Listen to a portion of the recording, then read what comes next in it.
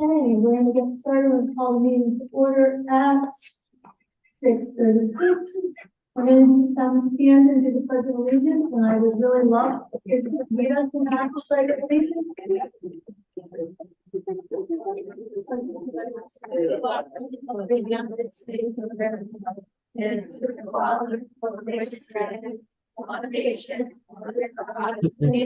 Look at this.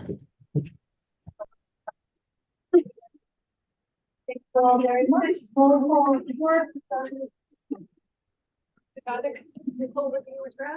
Robert Carr, Steve Kozik, Debbie Sherman. Vinnie Canadella, Mike Russo. Okay, and Shelley Lacy Cap. Yes, here. Amendments to the agenda. Does anyone have an amendment to the agenda? Hearing none, we'll move on. Pop Warner student recognition. We felt it was very important to acknowledge everyone's activities and how hard we all worked this year. So I just wanted to read off a couple of things that I was given as a list. 11 youth football, 2023 Northern Connecticut Pop Warner champions, advancement to semi-regional games. Junior Pee Wee cheer, 2023 Connecticut State champions. 2023 Northern Connecticut Pop Warner local champions. Pop Warner Nationals, placed 4th out of 11 teams. Junior varsity cheer, 2023 Northern Connecticut Pop Warner local champions. Pop Warner Nationals, placed 3rd out of 12 teams. I'd just like you all to give yourself a round of applause for the coach.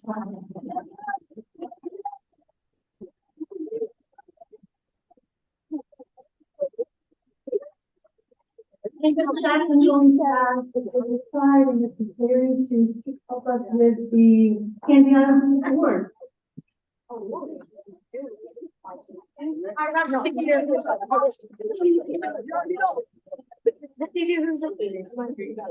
That's like congratulate all of you. Your accomplishments don't come easily. They come from commitment. They come from a lot of practice, a lot of inner belief in yourself and belief in your teammates. And you have made all of Oxford proud. So congratulations.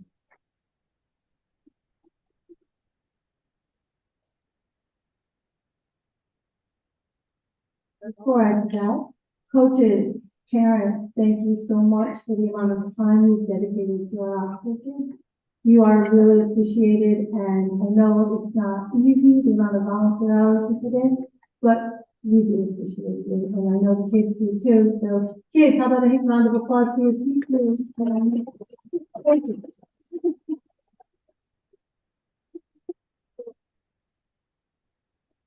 We're going to do 11 first. Ethan Bolua, I don't think he's here tonight. Trent Barr, I don't think he's here tonight either. Ethan Barretto.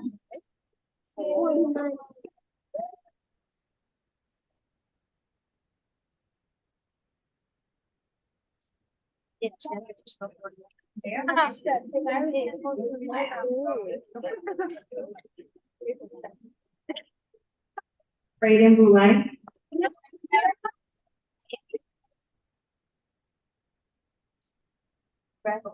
Nicholas Boughton.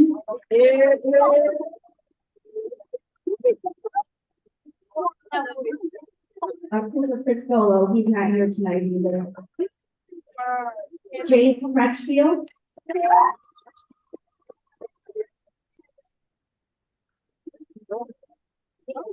Jack Dubois.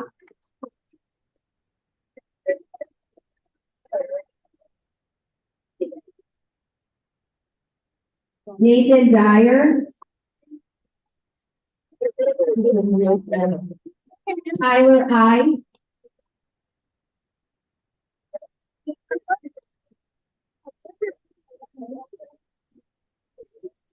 Cameron Fredericks.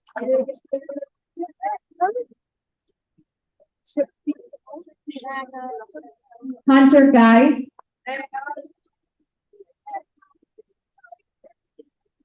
Peter Hatch.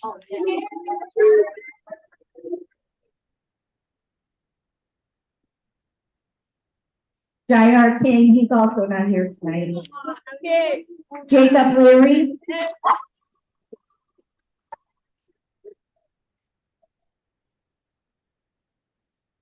Grayson Lee.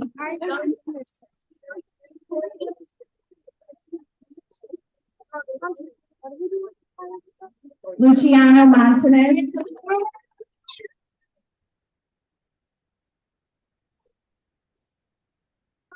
Mason Mudry. He's not here tonight either. Leonardo Paoli.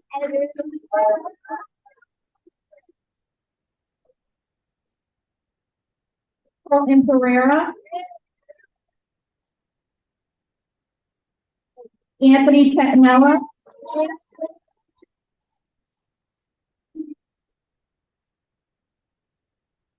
Charles Powell.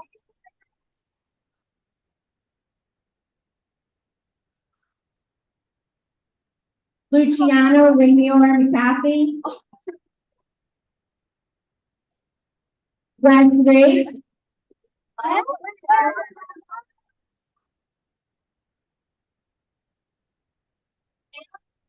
He's not here tonight either. Dylan Shaw.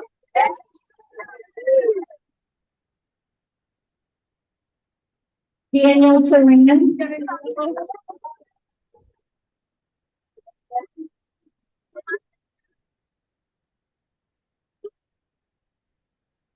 Tyler Thompson.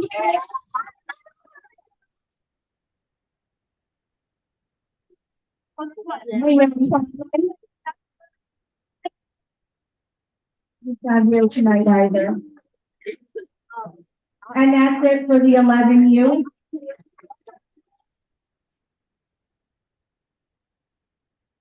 All right, we're gonna move on to cheer, starting off with my very own junior varsity team. We have Adriana Botello.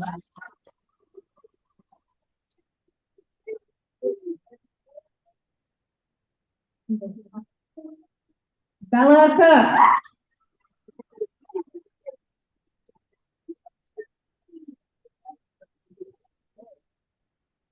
Izzy Crutchfield.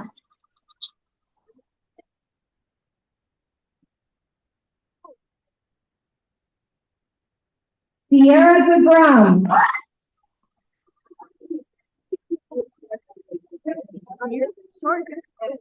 Mia DeCesar.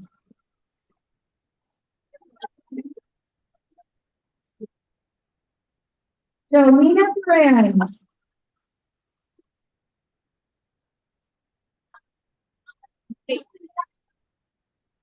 Cici Verdino.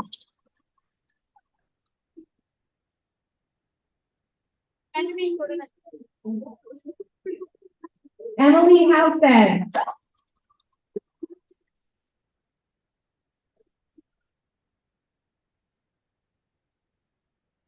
Jessie Hernandez, who's not here tonight, but we can give her a woo.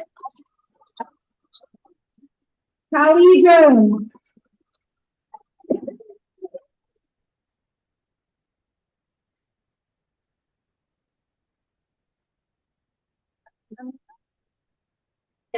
Madison Cleveland.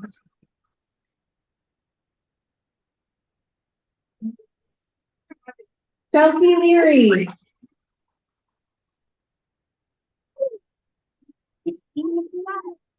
Addison Lima.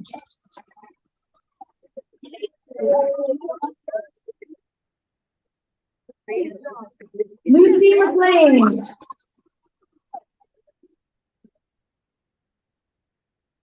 Skylar Priota.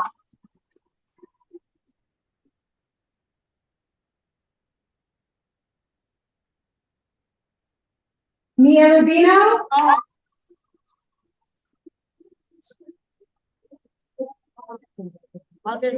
Caitlin Schwartz.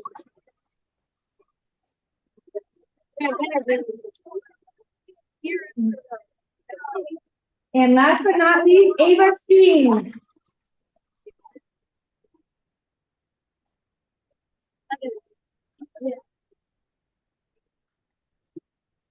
All right, and the next team that we have is our Oxford Pop Warner Junior team.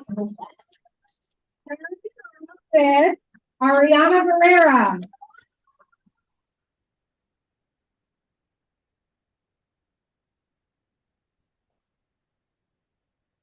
Leah Butler.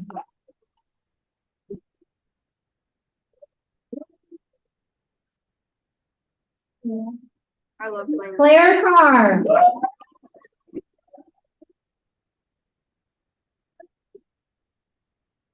Sanai Cruz.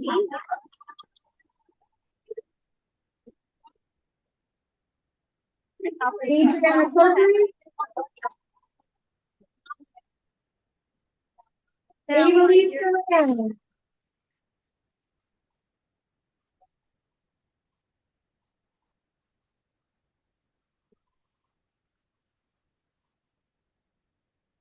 Harper Place.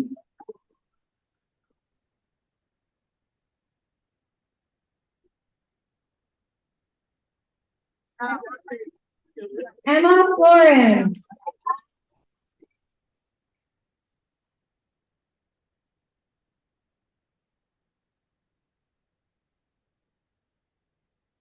Autumn Gurnett.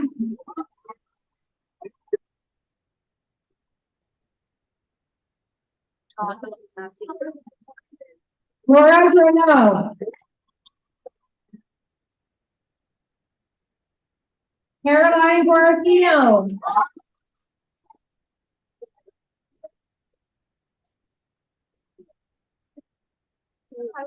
Emily Gajewski.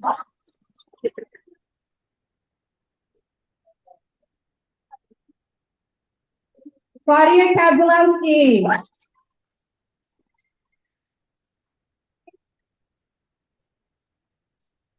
Harley Leonard.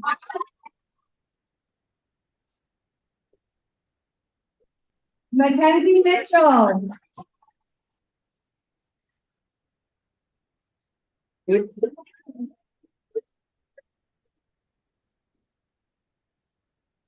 Lila Picarillo.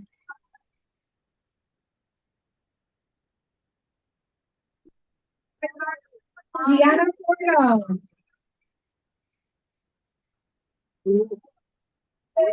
Gianna Ruba.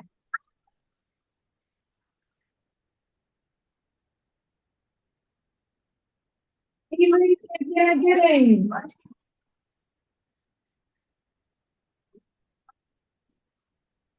Bella Serino.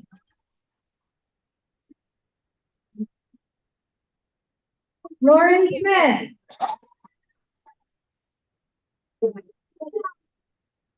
Ryan Simonsaw.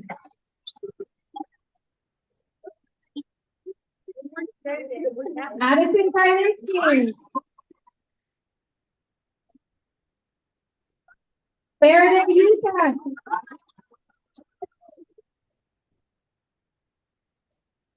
Brooklyn Wandishaw.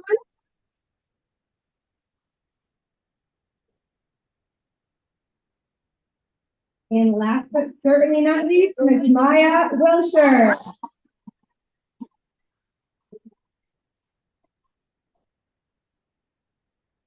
I'm so mad. So, will all of our players and our cheerleaders please stand?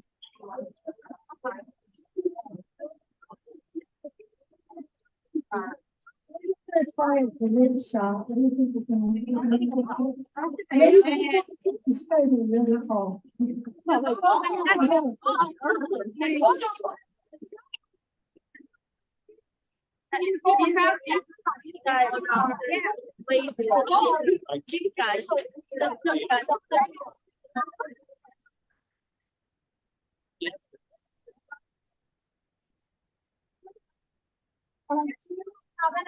Great.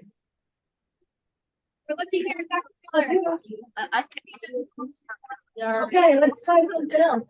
Everybody else sit down. Football.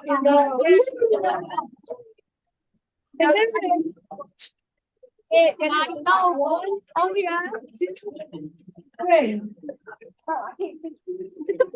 Yes, sir.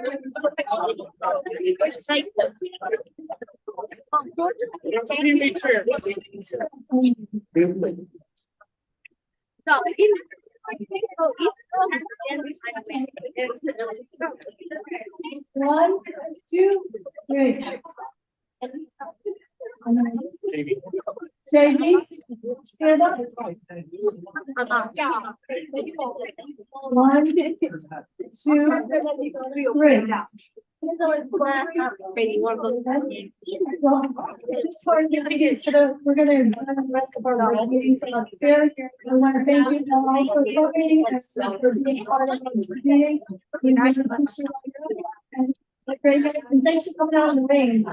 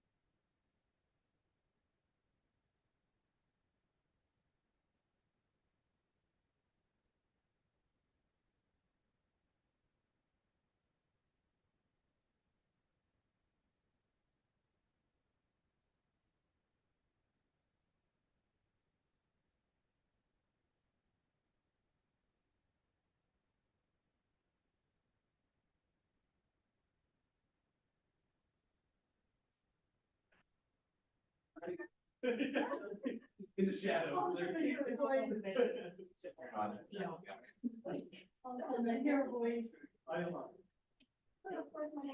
Eric had the patrol if people came in here to let them know what's happening. Yes.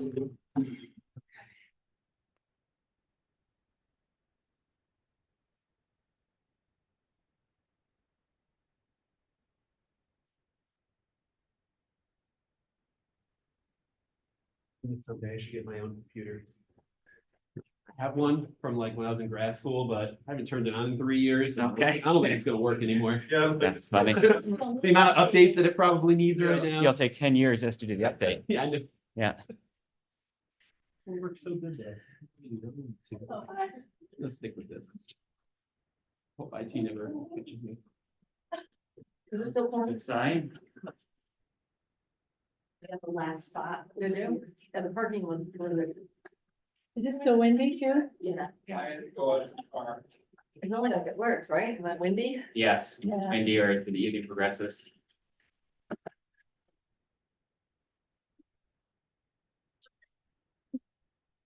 Where are you all? Pretty quick. I know. Keep an eye on. Take care of it. How are you? Yeah.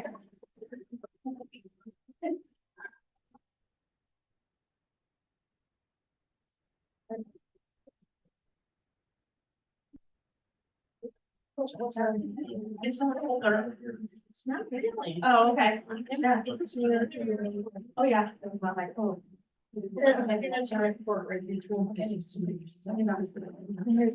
how it works. I have that. Okay. I printed that out. Okay. And then I'm getting motions. I have to make it up for the. minutes. Yeah. We're trying to figure out plates and Yeah. stuff like. So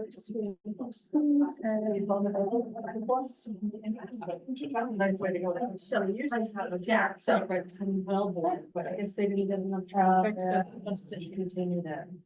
Yeah, that's the only time, yeah, but they actually have one that goes to Chicago, but only flies on Wednesday to Sunday. I did that. You can assume they go and look that route, and I went. I get the first three. In June, right after school got out, I just moved back. It's a fantastic town. Yeah.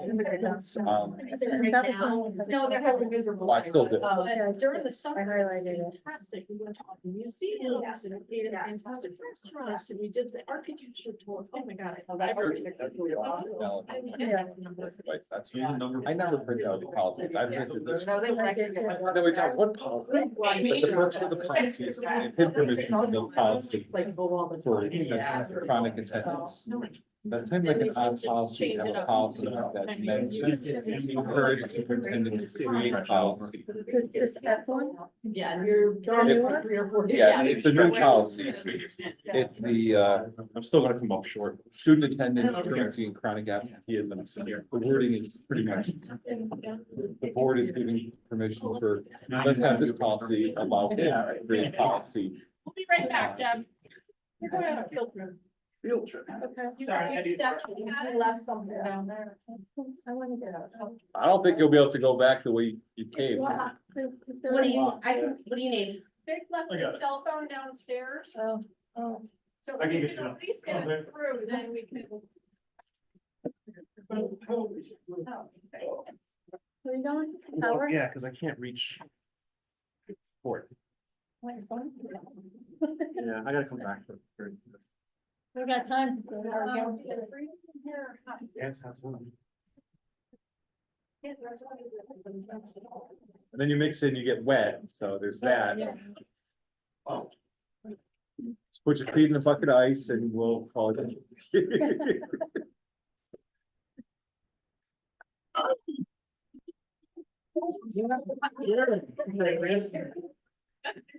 I guess is that like, Okay, we're free ready up, now. get us in the mood? Yeah. Okay, put another pen in our presentation. You know, you guys, with these presentations, I don't know.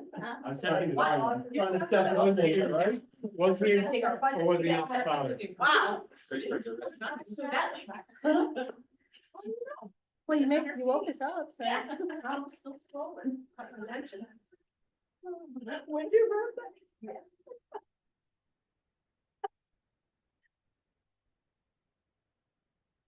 I feel like they're all staring.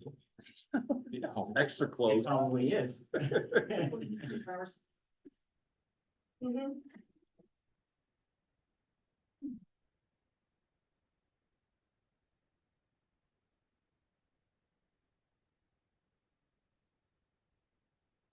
tried to get, my IT guys, to get an owl.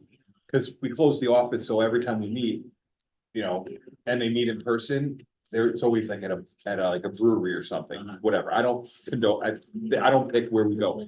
Anyways, they keep complaining. They're like, we want video and audio, and we are stationed in all these spots. And I was like, thought about an owl, and it's like, no, we don't like the owls. Like, well, they give you video and audio. And microphones and noise canceling. The only problem with them.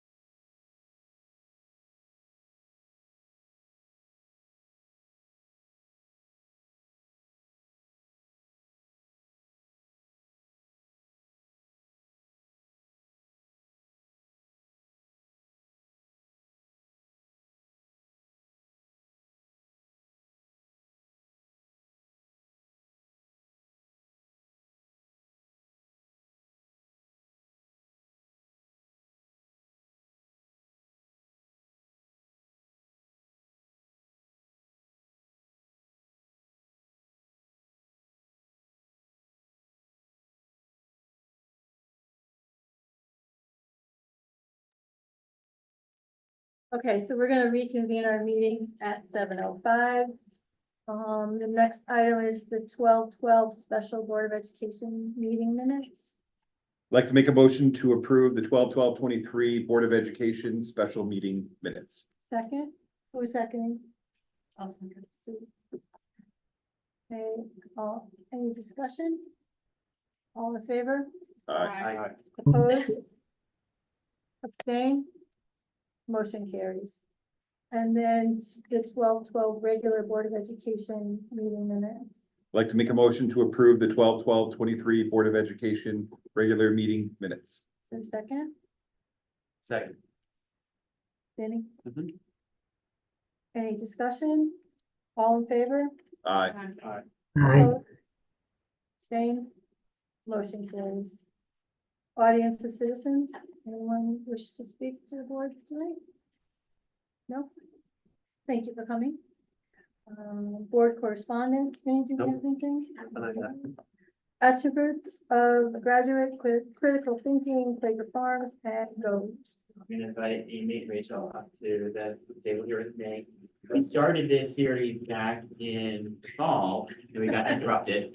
So this is part two of the Attributes of the Graduate for Critical Thinker. We had originally done the high school and middle school. The thought was to do one meeting with two schools and the second meeting right after that, the other two schools. And obviously we've had an interruption here.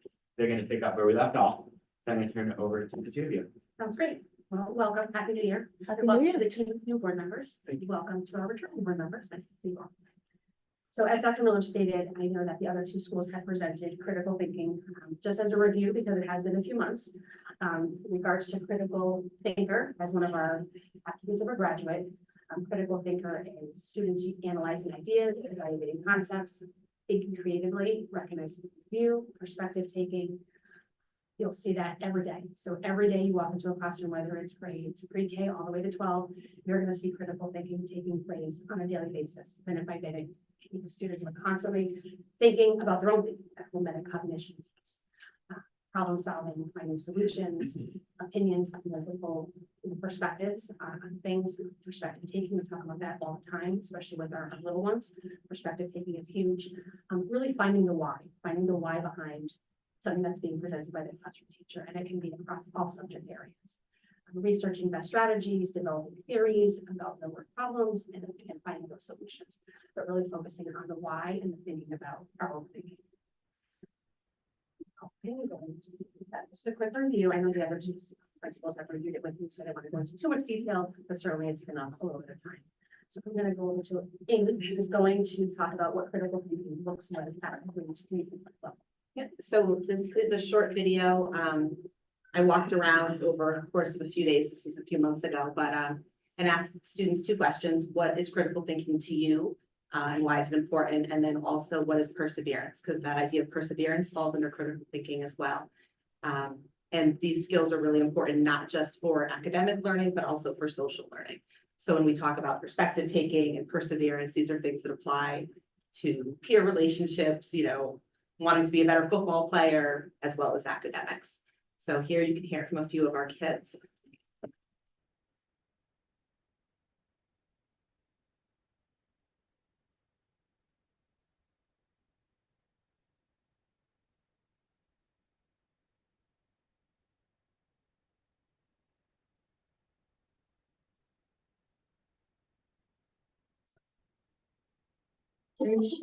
Why is it important to learning?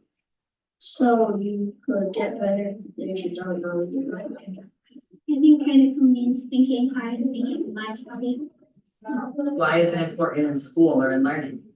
So you can think and pay attention to what your teacher says and develop your saying. To what? To learn more about what you're doing. So unique ways by solving the problem in different ways than everyone else. Is there always one right way to do it? No. So like if you're in math, you can help think use a strategy that how to do big plus bottom plus top. And for reading, you can think about author's purpose, you can question and a lot of that stuff.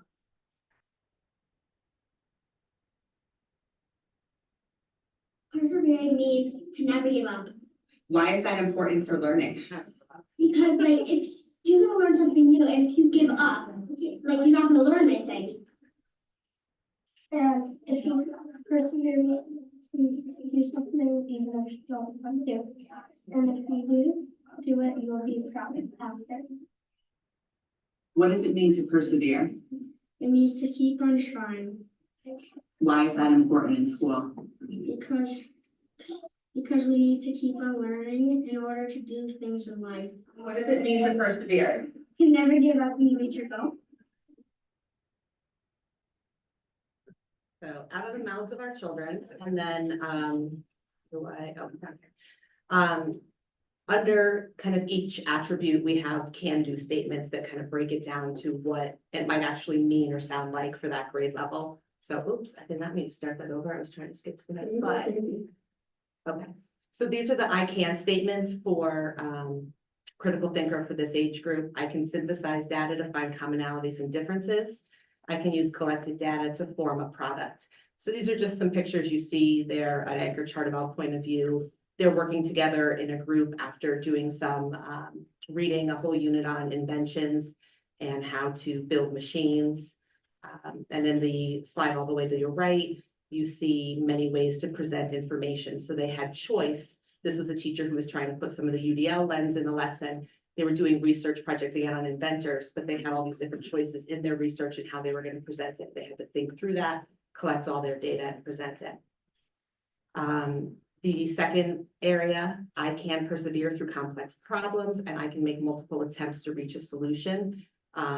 This can be done in any subject, but the easiest example is math. There are lots of different ways to get to the answer and it's not always easy.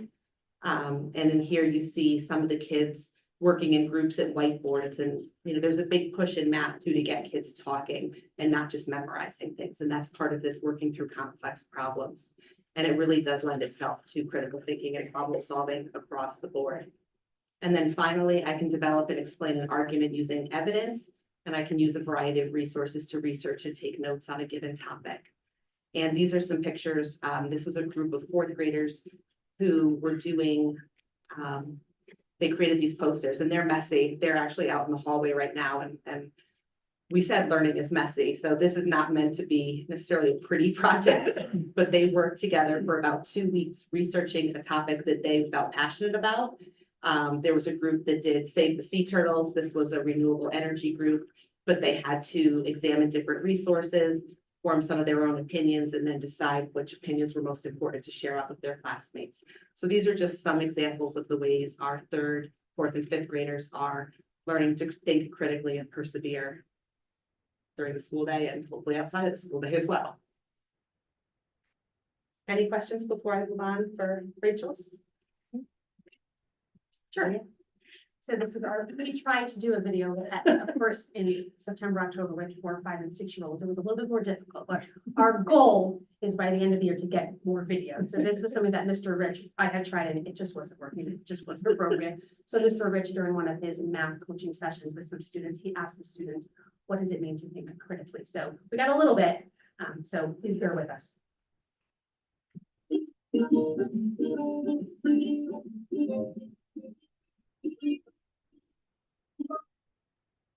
Avery, what does critical thinking mean to you?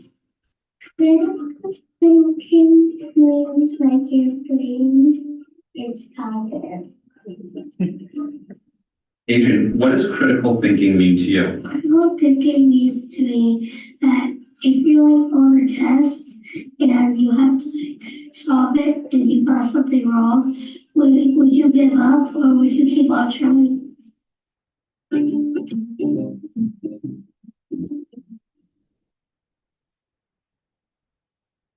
Adrian, how do you use critical thinking in that? I use critical thinking where, let's say I had a 25 and I added 55. I'll start off with 5 tenths, 2 tenths, and I'll take the units away, and then I'll add all of the units to add together.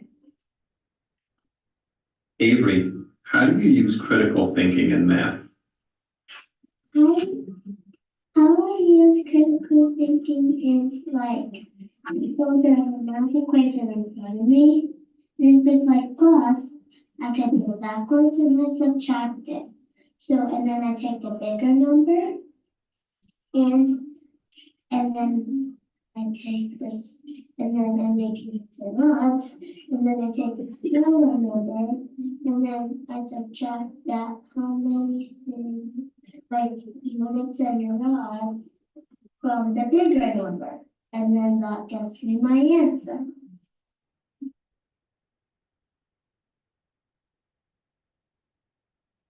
We're getting there.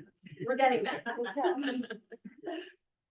So did my presentation a little bit differently, just to kind of hone in on each of the grade levels. So as I reviewed it a few months later this afternoon, I was like, wow, this is a lot. What was I thinking? But in regards to kindergarten critical thinking, I kind of just shared a lesson, so you can actually see HMH as a district. We know that we adopted HMH, so I thought it'd be great to actually see one of the lesson plans. So the lesson target for this particular kindergarten lesson was that students would organize their opinion and 2 reasons to support it. So that's actually an objective for kindergartners. Now this is September, October, there are 4. So again, looking at the age level, yes, critical thinking attributes are raised pre-K to 12, but how do we look at that in the kindergarten lens? The success criteria, again, these are all of our high impact instructional strategies that, as you've heard, old board members, new board members coming in, we've worked a lot in the district on instructional, high impact instructional strategies. So one of the success criteria was that students can draw and verbally explain their opinion, giving 1 to 2 reasons. How critical thinking is incorporated into this particular lesson was that students were expected to be able to generate and explain the reasoning behind their responses, and that they're able to persevere through all steps of the writing process. Remember, these are their 4 and 5. It's October. They've only been in school for 5 or 6 weeks, and we're expecting them to create an opinion. So, and also obviously they look at, there's a turn and talk piece of the lesson where they're sharing their opinion and it's perspective taking. This particular lesson from HMH talking about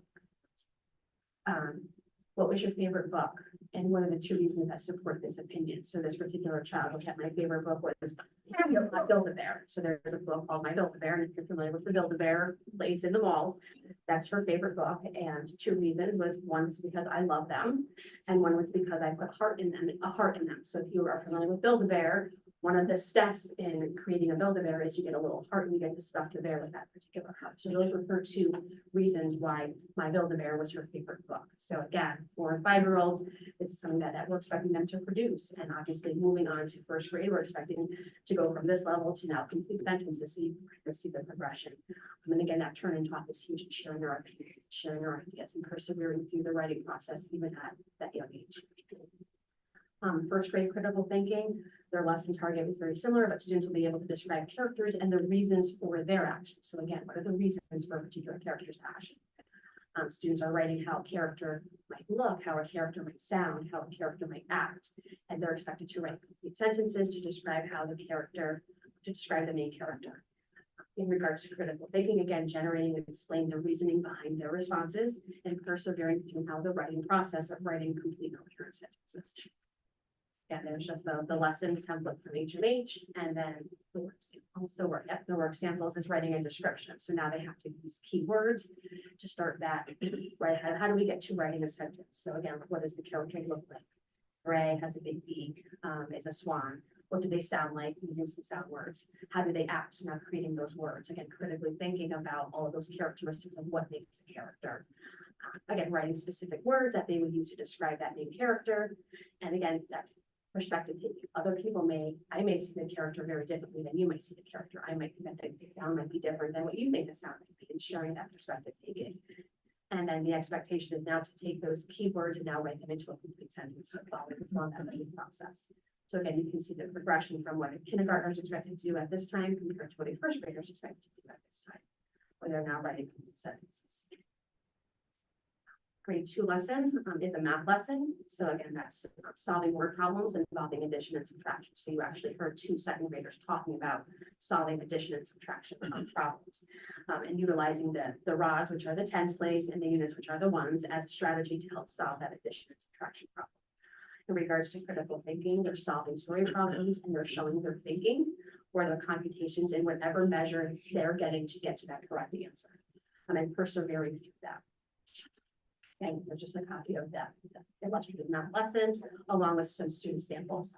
And as you can see, that this child is particularly writing, drawing out the rods, drawing out the units. And then the next piece, they're actually utilizing some words that go along, count on, take away. You can see them crossing off some of the rods. You can see them formatting their equation. Very interesting how they get to it. And just a side note, when I thought I was presenting in November, I happened to be in a kindergarten classroom. It was right before Thanksgiving, and I was watching the kindergartners. There was a turkey, and on a turkey there was a number, and it said 10. And the objective was they had to draw 10 feathers. Every child was drawing the number that was on the turkey. And there was this one particular challenge that stood out. It's just an interesting observation. One child in particular, it was the number 10, or number 5, or whatever it was. She was drawing that number on one side of the turkey's beak, her head. It was 1, 2, 3, 4, 5, 6, 7, 8, 9, 10. And then she was drawing the other side, 1, 2, 3, 4, 5, 6, 7, 8, 9, 10. And I walked over to her and she said, I know it says 10. But if I put 10 on one side, then the turkey's uneven. So I'm gonna do 10 and 10. She said, I know it's 20, but I know, but again, that critical thinking, and she did it for every turkey. So she was able to explain, like, I know, Mrs. McKay, it says 4, but I put 4 on one side, but then the turkey, it didn't look even. So now you're using the word even. Now she's 5. So I did like 4 and 4. So yes, so she knew how to count. The objective was to count and draw that 1-to-1 correspondence, but now she's telling me that it's turkey's uneven and I gotta do 4 and 4. It just really stood out in my mind. I wouldn't have thought of doing that. I would have just done exactly what it said. I'm the rule follower. It says draw 5, I draw 5. But she took it a step beyond. So I just thought that was like such a perfect example of critically thinking, like, above and beyond what the expectation is. You just, the word even came out and it just didn't look right. And how could you tell her that she was wrong? She wasn't wrong. She got the objective. The objective was met. She knew how to count to 4 and how to count to 4. And then she's adding it and now she's saying it's even. It was very interesting. We obviously see critical thinking in all of our special areas as well.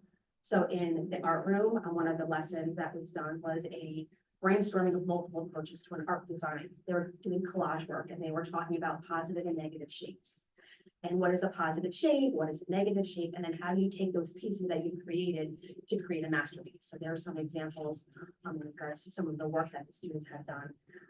And it was really amazing. These little ones can tell you what a positive shape is, what a negative shape is, and now how do you use all those pieces to create a piece of artwork and share that artwork with a peer or with the class. So again, another great aspect of critical thinking. And then the music room. Music, the children absolutely love music. When you think about critically thinking in music, many times the students are asked to listen to a piece of music and to write down how they feel, what they hear, and give it a rating for how much they really enjoy it. And then that's turn and talk. So again, you can turn and talk all the time in the classroom, at specials, and it really aligns that whole critical thinking piece. And if you look at the sample, they listened to Hoedown by Aaron Copland, and how did you feel? Students obviously at this level, they couldn't write it, so they drew how did you feel, and what did you hear? You see some of the instruments that they heard, and your personal rating, and now talk to your friend. Maybe your friend did not like it. Why did they feel sad, or why did they feel angry, or why did they feel happy? Why did they give it a 1? Why did they give it a 2? And this is going on grades K1 and 2. So critical thinking is really happening at all points of the day. Any questions? What's a positive and negative shape? So I actually had to look it up. I'm like, you know what? The positive shapes, if you have a piece of paper and you draw, say, a heart in the middle of that little piece of paper, the positive shape is the actual shape, and then the negative piece is the piece around. So if you look at some of the samples, like one child decided to write the word fun, so drew the letter F, cut the letter F out, and took the F and put it on the top of their page, but then took the actual outside space and piece it on the bottom, and then put the U at the top and the outside piece at the bottom. Very intriguing, very intriguing. Interesting. In the, let's say, 6 years, that they're out here. What do you think has been the greatest change? Because it seems presentations that we saw 6 years ago, nothing compared to enthusiasm and things that you're doing today. What was the genesis of that? I think it's just the expectation. I think we just upped our expectations of what we expect. And again, there's pros and cons, because our kindergarten is not the kindergarten that when I first started teaching. The expectations have just increased. We expect more of these little ones, and there's positive and negatives to that. Is it developmentally appropriate? Sometimes it is, and sometimes it's not.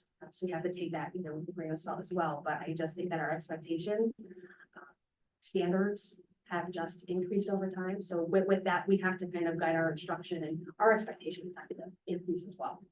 So do you think you changed also? Yeah. Because it's a nice tribute. Anyone else have any questions or meeting? We thank you. Thanks. As always. Great. Thank you. Please go home if you say. Yeah.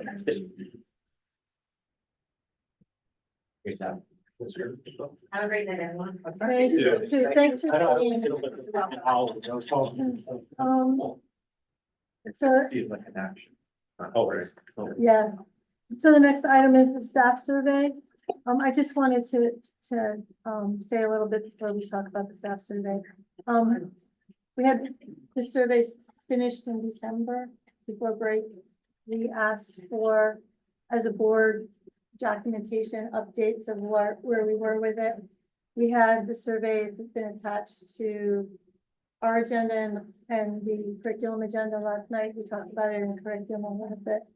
And the staff was given information on it today. And I appreciate the fact that we are trying to put a plan together to work around this survey. It's not just gonna go out and nothing's gonna happen. You know, we have a survey. We're working on plans to work with each building, each administrator to act on issues, great things, issues that come out of the survey. So it's a work in progress snapshot, but it's definitely something that gives us a way to start moving forward. So Dr. Miller, you give us some information. Yeah, and I'm gonna kind of give you just a broad overview of where we are right now. So the reason we chose this particular company, Wellbeing, was because they have been working with school districts for several years now in England. They started working with school districts here in the United States. And they designed a set of, they used a survey bank that was designed around 6 key management standards. And they built a platform around that on how to use that data that's collected to inform the well-being of staff in school districts. And then to consult with school districts on how to improve in each of those key 6 management standards. And then consult with us and work with us at the district level and at the school level on how we make the district changes that we need to make and then the individual changes at each individual school, because there could be areas of strength in one school and areas of strength in a different school, and those areas of strength would be different, and areas of improvement differ across the schools. So we did the survey back in December. The survey went out to all staff, not from one of us in the school district, but the invitations were sent out by the company Wellbeing. They then monitored the incoming results and re-invited several times the staff that had not responded. The survey is anonymous, so I can't tell who responded, who didn't respond. All I can tell from the backend data is the percentage of people that responded by stakeholder groups. I have that data. But they were able to, from the back end, from a technology perspective, send out the re-invites to those that had not received it. At the same time, I was encouraging staff through my staff newsletters, and the OEA was encouraging their members to also complete the survey. So the more responses we get, the better the value of the data that we have. The end of the process, it was open for about 2 weeks, and we ended up with around just under 75% response rate, which from a survey perspective is a pretty good response rate across the district. So we were pleased with that response rate. On December 22nd, my cabinet, which is my senior leadership team, which Eric is part of that, met with our survey consultant to review the district-wide data and talk about what the next steps were. Because we're in the initial stages of really analyzing what this data is. That, like I said, they have an entire platform with heat mapped, and that gives us opportunities to sink in and really analyze the data by school, district level, by stakeholder group. It's possible that teachers are telling us one thing, and paraprofessionals are telling us something different, and secretaries need something different. So what is it that various different stakeholder groups need? And it's also possible that a paraprofessional group in one building is looking for something different than a paraprofessional group in another school. So what we decided to do was several steps from that consulting meeting. One, we wanted each individual principal to present their data to their staff. And we wanted them to present their data to their staff, but also talk about what their action steps are. What are they going to be doing with the data at their school level? And to provide that opportunity, we set up a coaching session, consulting session with the consultant with each school principal. And we're also setting up that same meeting with Megan from a special education lens as well. As of today, he's met with 3 of the 4 schools. The 4th school is scheduled for Thursday. And we're still working on scheduling the meeting for special education. That session is about an hour and 15 minutes to an hour and a half with each principal. And he spent about 2 hours in class at our cabinet level just before the winter break. And he goes over the data that we're seeing at that school level. We look at the district data for that perspective. we talked about, it's very easy to come up with a 25-page action plan of what are all the things that you're going to do to make changes based on the data it's doing. But when you take on an action plan that's that large, you're really not going to do it, you're not going to do it well. So he's really coaching us at the district level and the school level. What are the key 1 to 3 things that we're going to focus on? If you take a look at a 4 to 6 week window, what are those actionable steps that we can do that will be noticeable by staff and noticeable by us, that we can communicate and we can share and we can see results in a very short window that's making a small difference and over time a larger difference. So that's really the work that we're doing right now, is identifying those key few things that we're going to do district-wide and school-wide around what the data is telling us. And he's having conversations and helping to coach us on the direction that we should be heading based on the data that we're seeing there. Going back to the survey, as I said, it was designed around 8 or 6 key international management standards. One being the demands that people have on them. How do they feel when upon the pressures that they have as an employee? You know, the work that they're expected to do. The control, how much do they feel that they have a sense of ownership in the work that they're asked to do. Manager and peer support, those support from individual managers or admins within their school and the district level, and then peer support from each other. Now, the manager support is one that, as we're hearing feedback from staff, there's some lack of clarity in terms of how people interpreted manager, whether that manager is interpreted as the direct supervisor within their school or the manager district-wide. So as we go through another round of this survey in the future, we'll have to kind of dig in and make that a little bit clearer as to what manager means in the survey. That's some lessons learned as you go through this. Relationships, how people feel, they feel connected to each other as peers and feel connected to the district, feel connected to administrators. The role, what are people expected to do? Do people understand what their job expectations are? And feel they're able to do that work? And then change. As people are asked to do something different, do they feel like that they have support so they understand why they're asked to make that change? So the individual questions, we can dig in and see what individual responses are, but really the meaning becomes when you take a look at the questions for that category of demands, what is the data telling us collectively when you analyze that together around how people feel with the demands that are being placed upon them? So I'm not going to go into a lot of detail on what the survey results are. You have the presentation that I shared with you through board docs. And really what we've come up with are some key criteria, key things that we are going to be focused on at the district level. And then the individual principals will be working with their schools on what their action plans are going to be for their schools. Our intent, if at all possible, is to continue to revisit this several times over the course of the rest of this year with our consultant, gauge how we're doing with the work and the changes that we're looking to make.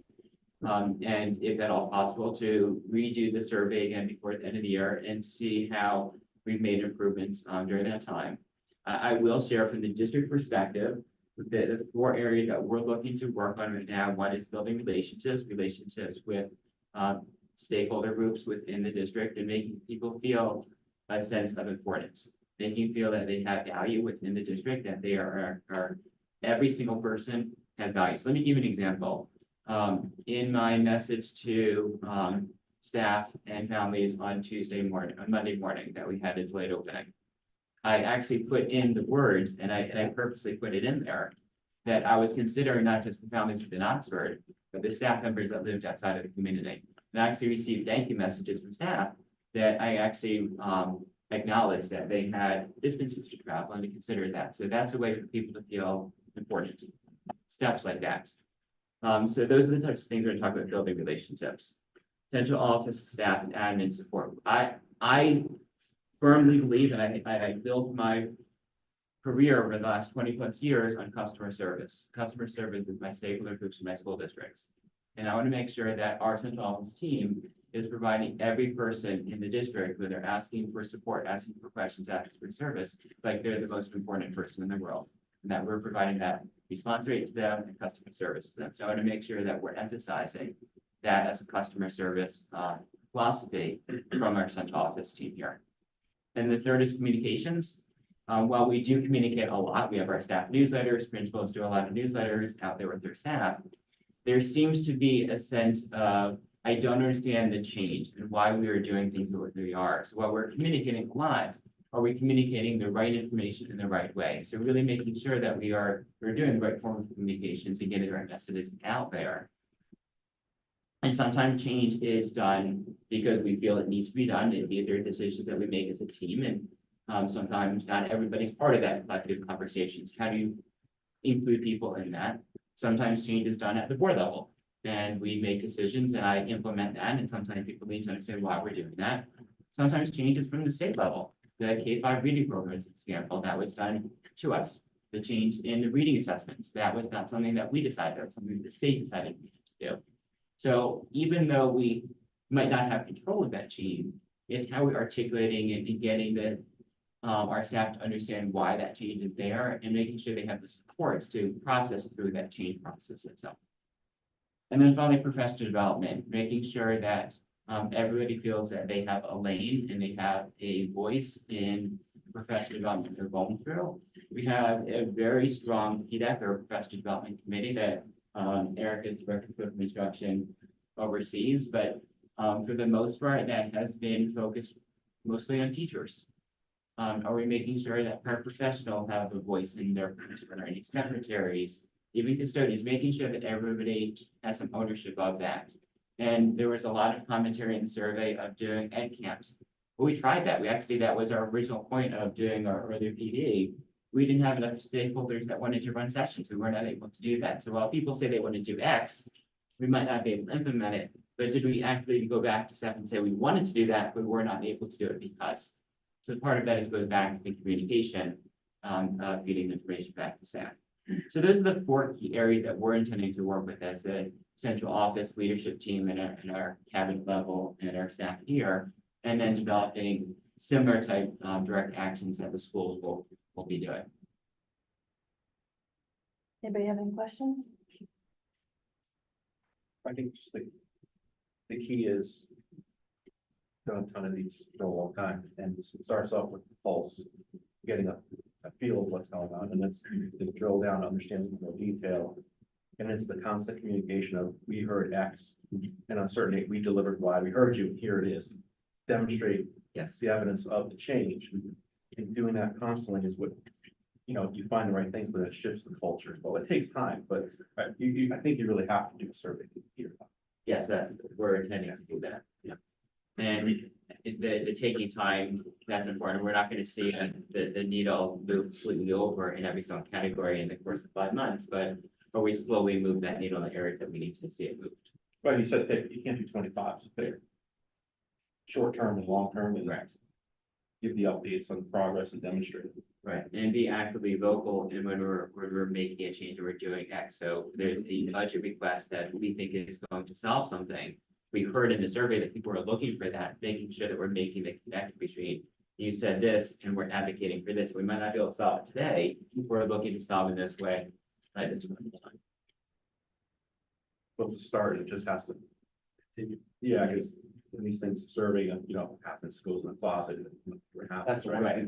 So it's gotta be, even if it's small progress, it's reiterating what you heard and demonstrating. And keeping vocal in the communications that we're doing and making it very explicit. This is what we're hearing, this is the work that we're doing.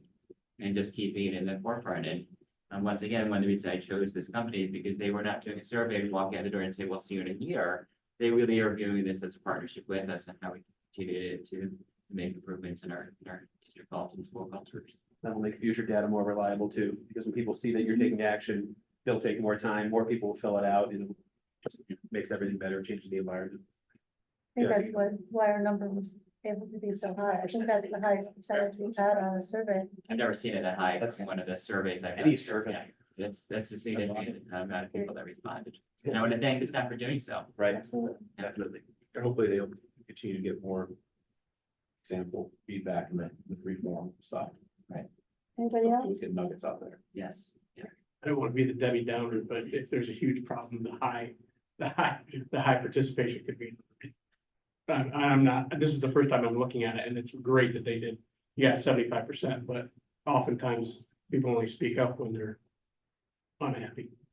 So I'm not saying they're unhappy, I'm just saying that there's a different side of it in terms of what their participation is, but from what I'm looking at, it looks like pretty good in terms of how happy they're. And there's a range, there's areas that the staff are really strong in, that they feel very good in, are the areas that we need to work on. Change being one of those across the board, and quite frankly, it doesn't matter what organization you have, change is difficult for people to go through. If we take a look at the bell curve, the majority of people just despise change. You have a small group of people that like to be the innovators and the pioneers, and then you've got a large group that sit in the middle, and you've got a small group at the very end that wait for everybody to get through it. But you really only have a small group of people that really love and embrace change. And it's hard for people to go through that. And we've had a lot of change. We've had a lot of change from the staff perspective, from a curriculum perspective, and once again, budgetary and some of this stuff that we've decided to do, and some of the stuff has been decided upon us.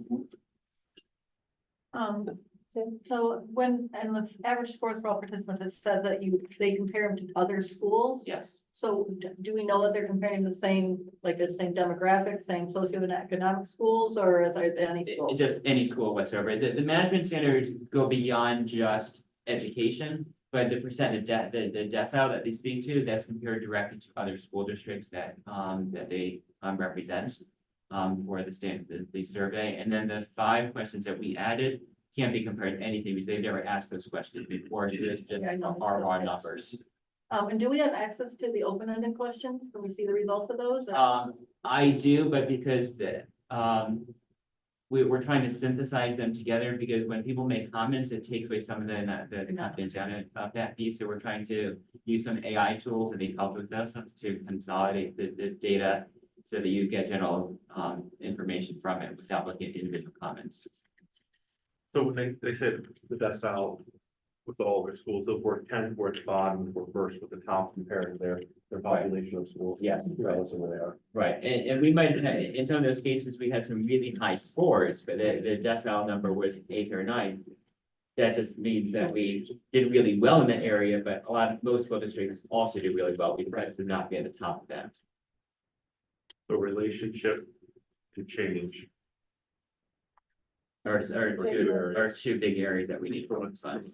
And managers. From a decile perspective and change from a pure score perspective. Correct. And those are the key areas that we're. When you take a look at our action steps, those are the things that we're trying to focus on. Anyone else? Okay. Thank you very much. So we're gonna work on number 7, new course proposals. You gonna do that, or you want me to start it, or? So, I'm gonna bring Eric up here to, give a brief introduction to these. These were, introduced at our curriculum committee yesterday. Once again, Eric is our director of curriculum introduction, and we work closely with the high school administration and guidance counselor on these 3 requests that you see tonight. And then as we talked about last night, just the course proposal, what usually happens just in regards to the process is I'll meet with principals who have course proposals. They'll kind of start the process at the building level. There's a form they fill out, and then we bring it to the subcommittee. So we'll meet and discuss it, and then it comes to the full board, obviously. And then the process from there goes, at this point, obviously the curriculum hasn't been written. So the next part of the process is to go ahead and write the curriculum, which then have to go back to the subcommittee for review, and then to the full board for review as well. So in regards to just a quick update related to that, for this year, we did adopt a new district-wide curriculum template, which is it's modeled after the universal backwards design, which the district had previously, an older version of that, so we updated it to the newer version. And moving forward, all curriculum writers will get a couple-hour training before they write curriculum. So we just had our, kind of said, guinea pig kind of start, and we're probably ready next month to bring forward the first completed curriculum that's been written in the new district template, with a lot more kind of coming on its way moving forward. So just want to talk about the process a little bit. So each year there's always proposals, and some we move forward with and some we don't. There's some that, based on just district initiatives and cost, we say we're gonna wait on this one, and then there's others that we say, teachers want it, we have no reason not to bring it to, for the proposal. So the three are, if you have any particular order, so we have sculpture, which is just a half-year elective that would obviously live in the arts program. We have teachers, that are already teaching similar courses such as ceramics, ready to teach the course. We have the materials, we have the supplies. We have student interest for other options in that area. So we are looking to move forward with, building and creating that curriculum. There is a AP seminar course, which would be a 10th grade AP class offering. This would live in the English department. So there would still be English 10, and those courses would still be there, but this would be an AP offering. In the AP world, this is a newer course, and this is seen as kind of a feeder for kids who take AP Lang or AP Lit, that they're commonly known as. So those two AP courses have been around for a while. This would be a 10th grade, almost feeder course for those.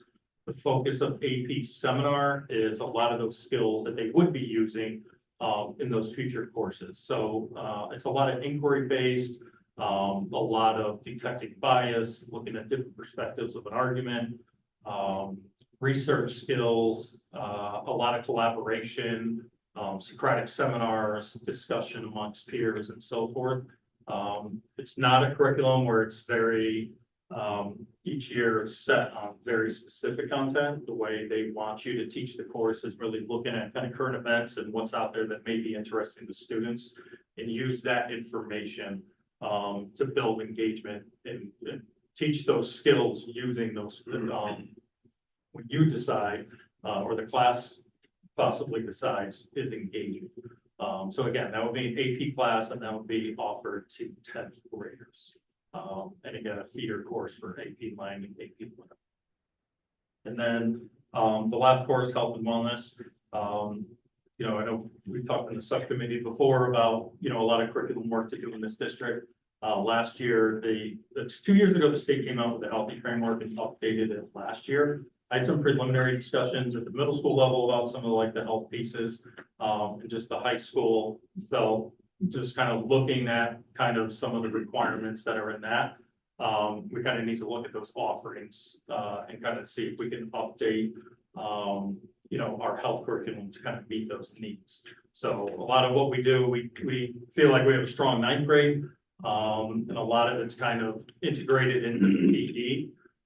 But, putting this proposal forward so we can kind of look at the process, I want to sit down with both middle school and high school health teachers and kind of look at this healthy framework and figure out what is the progression, what are we teaching, and what is this course going to look like. So that would be the process for that course. That, again, all these would be up at the high school. Does anybody have any questions? Does that AP seminar class have an AP test with it, or is there? Yes, yep. And it's newer. I don't have specific, I'm honestly not too familiar. We're lucky to have a teacher who's taught it before, who has experience. Yeah, so another district that we hired. So she has experience teaching the course. So we're lucky to have someone who, would be able to help us with the curriculum writing right away. And a lot of AP classes are done as juniors and seniors to get a course in 10th grade that you must have to take, gives them one additional course that they can think of, go to college credit for before they leave high school. So it's an added benefit. It's a relevant course that colleges will accept too. Seminar courses for first and second year students are really relevant. Yeah. So it's definitely one that would be relevant to them. In the skills, we're talking 21st century skills. That's basically the point of the AP course. Where it's not a content heavy, the test is going to be based on you have to memorize this content. It's very skills based and relates a lot to what these 21st century skills that you see presentations throughout the year in schools on. And I will also point out that these two classes we're looking at from the strategic operating plan perspective of increasing course offerings and options and availability for students to take a wide variety of types of classes. So this gives us additional courses that students might be interested in based upon their different areas of interest. You need a certain number of students because we offer some of these and then no one signs up for them, and then. And there's some courses every year that don't run because of numbers, and obviously, you know, we look at, you know, being able to run full classes and so forth. And, you know, there's certain numbers we tend to try to have when we're looking at AP classes. We're not gonna run classes with 3, 4 students in them. So there's some years that classes will run and may not run the And so next year. Sometimes I'm gonna cycle that every year or two, a class might run. Anybody else? Okay, so we need to make motions for these, correct? Yes. So I'll make a motion to approve the course, the sculpture course. Second. All in favor? Just, all in favor? Aye. Opposed? Abstain? Motion carries. AP seminar, I'll make a motion to approve. Second. Steve. Any discussion? Forgot that last time, sorry. All in favor? Aye. Opposed? Abstain? Motion carries. And motion to approve the health education course. Second. Any discussion? Motion to, approve? Aye. Abstain? I mean, yeah, again, whatever. Opposed? Abstain? Motion carries. We're prepping these for, next. If we can get them all, yeah, and next fall, these courses were all chosen because we got people like ready to go and the Right. process in place. So next steps is the curriculum. Do the work, Review. bring to the subcommittee, review, and then bring to the whole. We'll go through the process with this. We're thinking within the next month or so, having that first course, we'll go through the process and every new curriculum will follow that same process from there. And Eric has developed basically a flow chart or an audit process to make sure that all the steps that we need to follow are accounted for.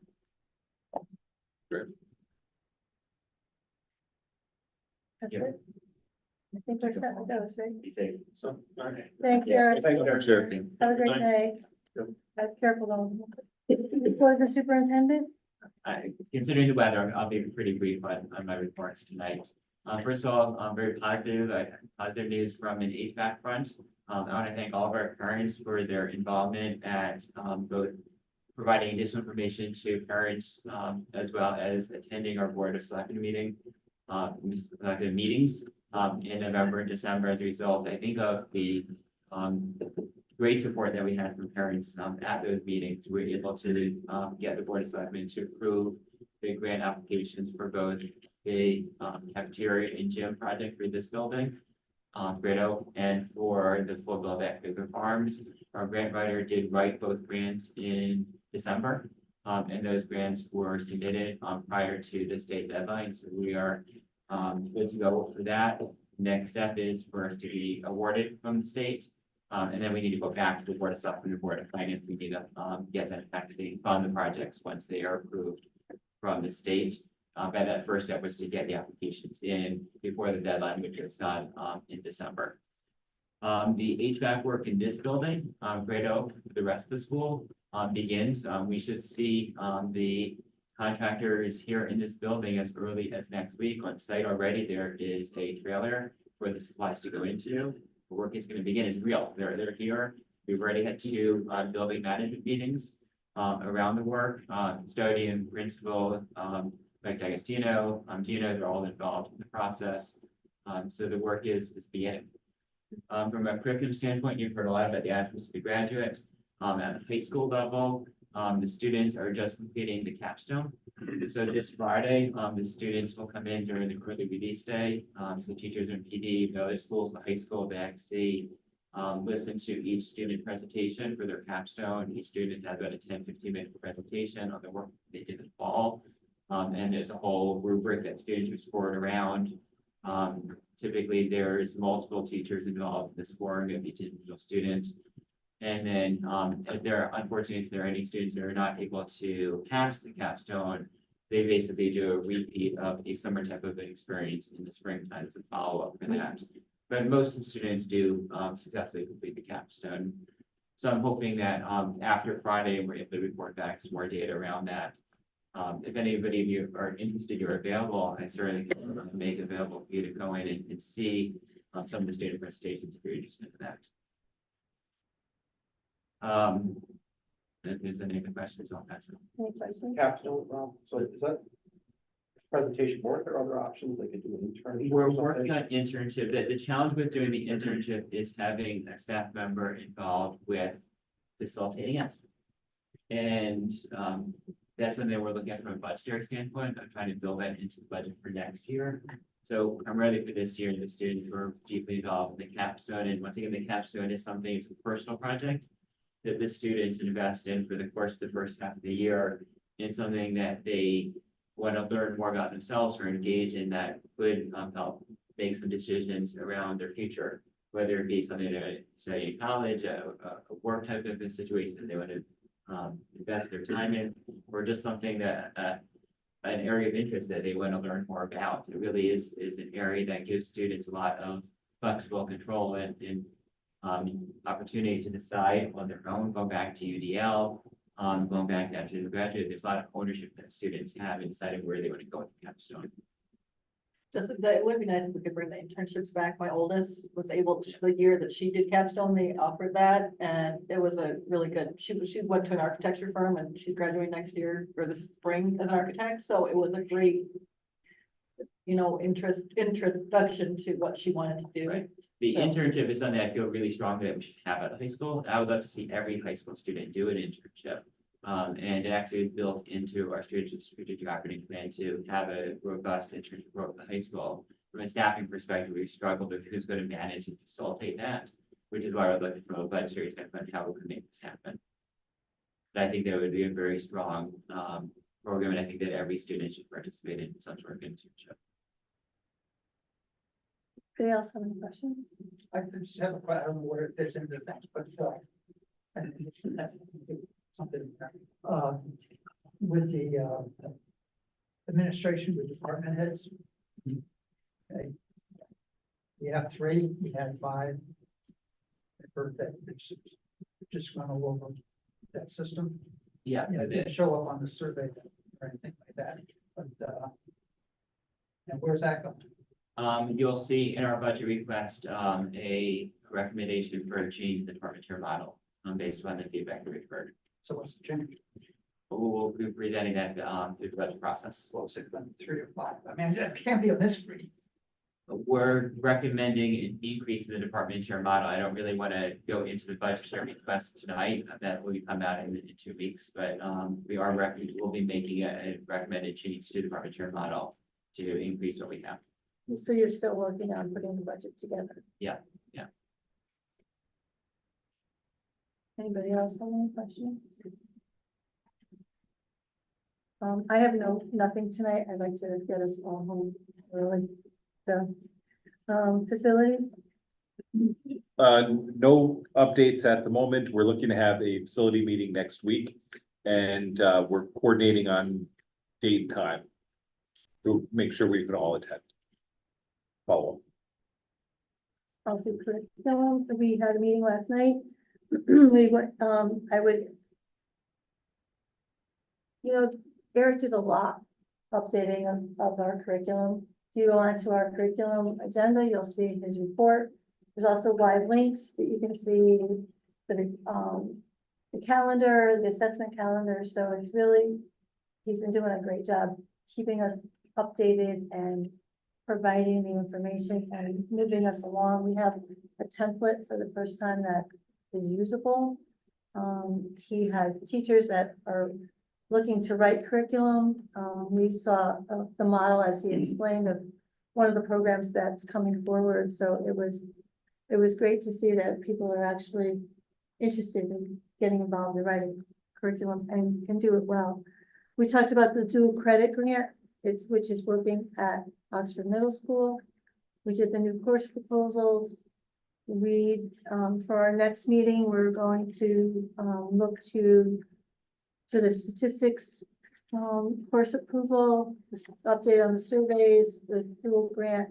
And then in March, we'll have our scores. So just look at the stuff that Eric's done. He spent a lot of time updating and a lot of live links, so I think it'll help you out. All those attachments are in the. They're on the curriculum Okay, agenda, yeah. so if you need them, they're there. Any questions? Just a comment, I think it's the first time I've seen forever, we actually have a structure Mhm. that can be rinsed and repeated. We actually can get something done instead of haphazard.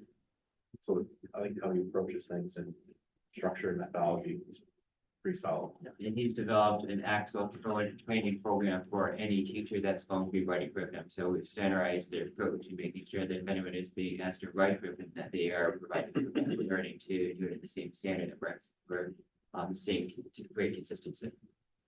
Yeah, I have to add, is that I think with Eric's leadership and structure. Steve, it's remarkable that in a year's time. We went from nobody could write curriculum or do the definition of curriculum. To today having a team of people want to get on there, it's remarkable what leadership. Do somebody's interested in promoting structure and cause. Curriculum, because it's, I don't think we change the people. Then when you look at it, when you look at critical thinking, it's the leadership in it. And so I think the board owes a pat on the back for stressing this for 6 years, so getting the curriculum person in that could change it. Looks like at the beginning, good structure, that job, it's too bad to. Anybody else? Okay, policy, Nicole? So we have 3 policies down for a second read tonight. The first is employee use of district computer systems. The next one is student use of district computer systems, and the last one is the use of private technology devices by students. Since the last time we all met, Shipman and Goodwin actually put out a new update, and they added some new language regarding AI and also cleaned up some technical edits regarding social media websites and whatnot. So those changes have been incorporated into this second read. So does anybody have any questions about anything? We did review everything with our IT, and they were involved in the process, and they didn't have any changes. They were comfortable with the language as it is. Go ahead, Bobby. Yeah, my question is specifically about the search of privately owned technology devices. I mean, I've got a serious problem with that. To me, and it's somewhere in here, somewhere else it says students shouldn't expect a right to privacy. Without getting into too much detail, I think this raises multiple issues, probable cause issues, illegal search and seizure issues, property rights issues, right to privacy issues, Fourth Amendment issues. My children don't actually own their phones, I do. And also we all share a cloud. So if we're taking phones and searching them, you can also see my information, or at least some of it on there, pictures, all that type of stuff. I think it's easy to abuse. I'm not saying that it will be, I just think it is. You know, how do we get passwords, or are we just gonna hold phones up to kids' faces to get on their phones? We've got teachers confiscating stuff potentially, they're not cops.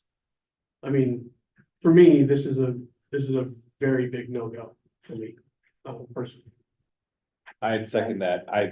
When this was proposed last year, it was one of the only times I'll ever be against policy. I'm usually pretty go along for most of it. I've never been comfortable with it. And in its current. Simply just add in a line that says a parent has to be present and called. I mean, there's always gonna be some, but permission to, because if there is something going on, you want to be able to see it, but you need a parent's permission. You can't just take the phone and say, I'm gonna look at it without calling. They're minors for one thing. So, and it is a phone, like I said, most parents own the phone, it's not kids, so that, I would add that verbiage. We had this discussion last time, when it came up, and I think that we had some serious discussions about it last time too. So I don't know, how did the wording change from this from last time to this? Did it change? Or is it We'd have pretty not much that the same? Minimal. I mean, it was. Didn't we add something to it last time? when it came up that we wanted. I don't know if that got removed or not. That last sentence might have been what we added. Yeah. It's not a carte blanche. But this is, We had well, added, let's just do we one had, thing at a we had time. add language about having a second adult present. So it wasn't just one administrator searching in the device. They needed to have a second administrator, or second employee with them, anytime during the search. And I know because we did add.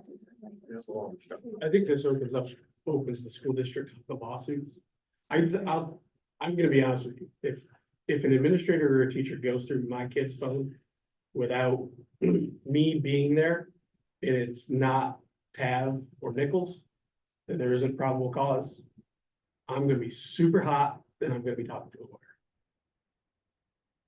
We had this discussion a lot when we did it. No. Yep. When we've had questions about policy, what we've done is we've collected those questions, we've asked our policy attorney to weigh in, and then we've had a follow-up conversation with the policy committee based upon the feedback from the attorney. So if there's questions at this specific policy, I'd recommend that we table it, that Nicole collected questions from individual board members that we need answered about this policy. I'll then take those questions to our policy attorney. We'll get some responses, and then we'll have the discussion with our policy committee then. Yeah. I think Mine's that's pretty simple. Search of privately owned technological devices, kill the paragraph. Yeah, Yeah, I agree, Mike. That's, Right. it's not even a question. It's just, it's gonna be, like, you can add, if a police officer is holding the phone, do they have, it's like, even that. Like, if you get pulled over and the police says, I'd like your phone, I wanna go through your phone.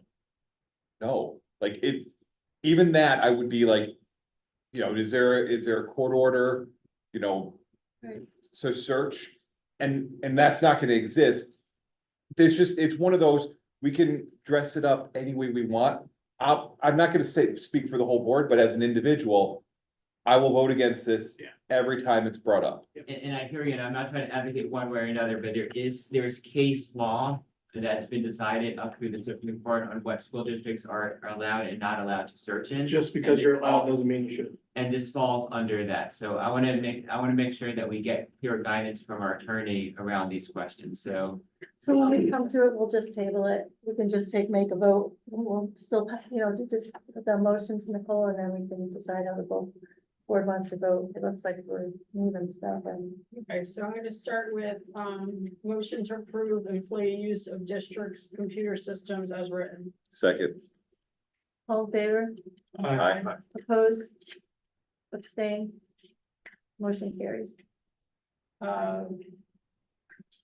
Motion to approve student use of district computer systems as written. Second. All in favor? Aye. Opposed? Abstain? Motion carries. Motion to approve use of private technological devices by students as written. Approve, motion to, yeah. Second. No, because you have to vote for it, against it, and then if that's what you want to do, and then motion to table. All in favor? Did we get a second? Did somebody second?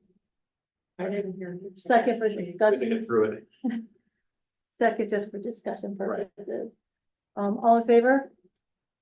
Opposed, Opposed. abstain? Motion failed. So then you can do a motion to table it, I guess. Okay, motion to table use of private technological devices by students so that we can consult with legal counsel on appropriate language. Second. All in favor? Aye. Opposed, abstain, motion carries. So that'll keep it on the agenda as a tabled item as well, too.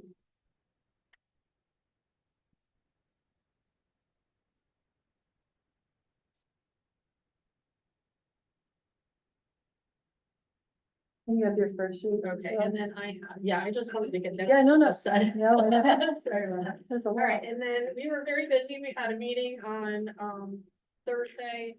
We brought forth 5 more policies, or 4 policies in a bylaw.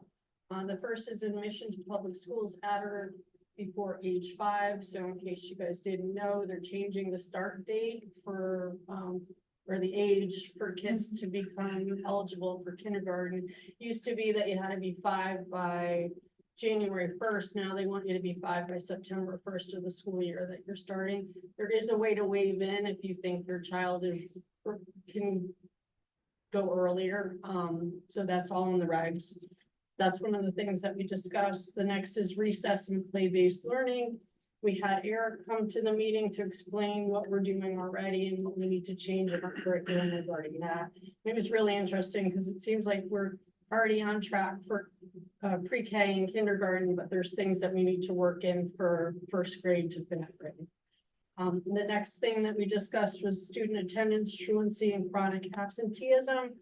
My take on that is it seems like a lot of the changes were mostly with the regs, not so much with the actual policy. You know, there's some minor language in the policy, but not substantial amount. It deals more with the student mental health days and the letter that needs to go home to parents if a student is identified as a truant.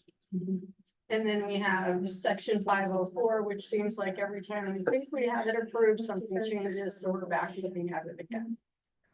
And then lastly, we have construction and posting of agenda, which is a bylaw that's down for the first read. So everybody take a look at that. If you have any questions, feel free to reach out. And hopefully we can move forward with that as a second read at our next meeting. And I included in Well, there. we're actually, it'll be next month because we're doing Budget. for the next. Right, and based on your current bylaws, you need a 4-week interval between the first read and approval of the bylaw change. Yep. Anybody have any questions? Or I just want to let Nicole know what your questions are. You know, it's probably in here, I missed it, but the truancy piece of it. That's at the top, it says at the superintendent or building principal's discretion on, is it excused or unexcused, but. There's probably, like, if the child has an IEP or a 504. And there's specific language to. Due to an illness, they may be chronically absent. Is that considered in the policy? So, because my daughter has type 1 diabetes, and she has something like that. I believe that's in it. I believe it is, that she may be out more than the normal student. It shouldn't be considered truancy, I believe. Because usually the 504, something will make mention if there's a health reason. I just want to make sure it's coordinated with the policy. So you can just, I can look at it. Yeah. And the truancy piece is something that is defined by state law that we need to follow. And then the policy is defined to follow the state law. That's where it gets messy, right? Because 504s and IEPs are also state law, right? So, Yeah. so I make sure they're aligned. Right. bless you. Steve, finance, insurance, and personnel? Yeah, so we're gonna have our draft budget review next Tuesday at 4 p.m. here. And we're gonna get initial reading feedback to Rob and the team. And then the following week at our board meeting, we're gonna get a full draft review of the superintendent's budget. The board to review. Right, I just think at that meeting, we're gonna invite the Board of Finance as well, which we've done in the past, so that like, I've invited. Bring it in early. Yep, bring them in early. All the principals and directors will be at that meeting to answer specific questions about their individual cost center budgets. Do we want to invite George Temple to that meeting? Sure, you can invite them. Doesn't hurt, and he definitely gets involved. Absolutely. I would think it's best that you do because there was turmoil at one of the other meetings were coming to them about being at the meeting. Yeah, you should definitely invite. It was that one last year, the year before. It Do that one. It was that recently, one, he sat but- next to me. But it's Yeah, just invite them. Yeah, sure. doesn't hurt. If he doesn't want to sit through it, Yeah. I understand. Yes. Yeah. Didn't one time. Definitely throw it out there. He's welcome in all of our meetings. He's Formally actually invited. part of our board, so he can come anytime he Yeah, wants. it's funny, that's what he said. Yeah, that's what he says. Liaison report, who's, PTO meets next Thursday, so I'll have a better update after that. Booster Club, We had a very successful festival of trees. And lots of people got involved and it was really fun. We raised $7,000. So at our next meeting, which has been postponed till next week because tomorrow's I think that's a high school. We'll be writing out the checks and sending to the charities. And we're just getting ready to hand out the goodie bags for midterms. Okay, good. Goodie bags are always fun. Anything else, any other liaison reports? I don't think we have any. Nobody for doing Oasis, right? Okay, next item is our executive session. I hereby move that the board move into executive session for a board self-evaluation for the purpose of discussion of board interpersonal relationships at 8:16. Second. All in favor? Aye. Opposed?